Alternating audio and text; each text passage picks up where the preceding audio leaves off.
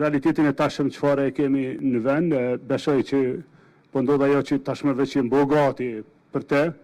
pra po ndodhin zgjedhjet parlamentare, edhe pse deputeti që në emër të shumicës dështoi në seancën paraprake kërkoi edhe disa ditë që nuk ishte shumë serioze kjo kërkesë. Megjithatë presidenti ka deri me 5 nëntor, pra afat kushtetues 10 ditë nga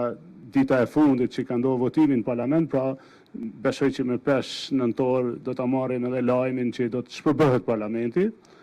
pastaj caktimi i datës zgjedhjeve, që do të ishte në interes të Kosovës që data e zgjedhjeve të caktohet në afatin më të shpejt kohor, pra në 30 ditë, nëse flasim 5 nëntor, data 7 dhjetor,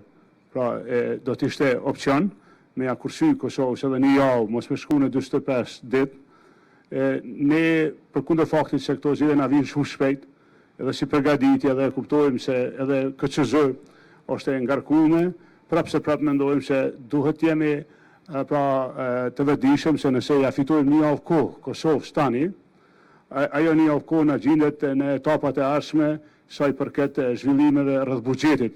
për shkak se mund me nxon kohë qeveria ardhshme, mund me nxon kohë aprovimin e buxhetit edhe funksionimin e qëndrueshëm institucional edhe ekonomik të vendit. Pra,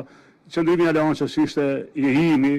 që ne nuk dëshirojmë i hub kohë vendit, pra në fatin më të parë kushtetues të veprohet të mbahen zgjedhjet parlamentare.